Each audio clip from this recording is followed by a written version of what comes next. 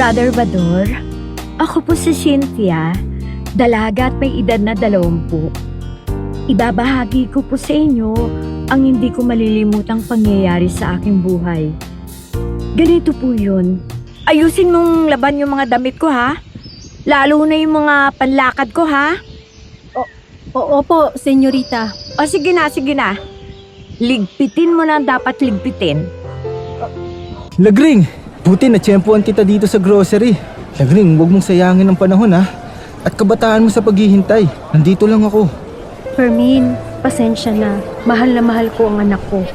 Kahit hindi niya ako mahal. Ay, hanggang kailan ka magtitiis, Lagring? Malapit na, Fermin. Malapit na. Nagtataka siguro kayo marahil kung sino ang tinutukoy ko. Siya ang babae na nagtiis at nagpanggap na katulong upang hindi malaman ni Mama na magkakasama pa rin kami. At upang wag lang malayo sa amin ang anak ko dahil ayaw ni Mama sa kanya. San ka naglamierda sa day off mo, Lagring? Nagtungo ako sa simbahan para ipagdasal kayo ng papa mo. Ayaw ni Mama na mag-asawa ko ng isang mahirap. Ngunit para sa akin, baliwala ang yaman kung hindi mo kasama ang tunay mong minamahal.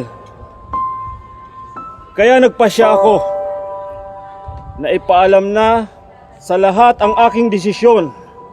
Kahit putulin ng mama ko ang mana ko at hindi niya ibigay sa akin, paninindigan ko ang pagmamahal ko kay Lagring pagkat nakita ko ang pagtitis niya sa amin ng aming anak.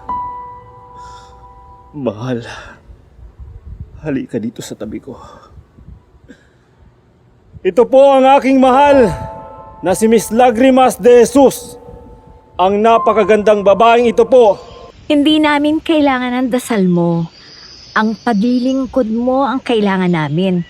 Ang matapat na paglilingkod mo.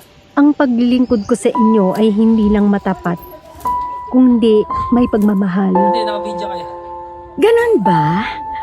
Kung ganon ay patunayan mo. Kailangan ko ng masahe sa aking mga paa. Maaring mo ba akong masahihin, Lagring?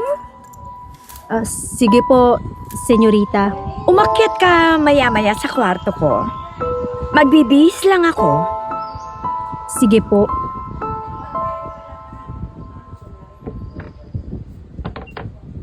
Lagring, magpahinga ka na. May pagtitipon bukas. Naalala mo ba? Birthday ni Cynthia bukas. Hindi ko po nalilimutan. Papa, bakit kung kailan maraming trabaho, pinapagpahinga mo ang ating katulong? Iha,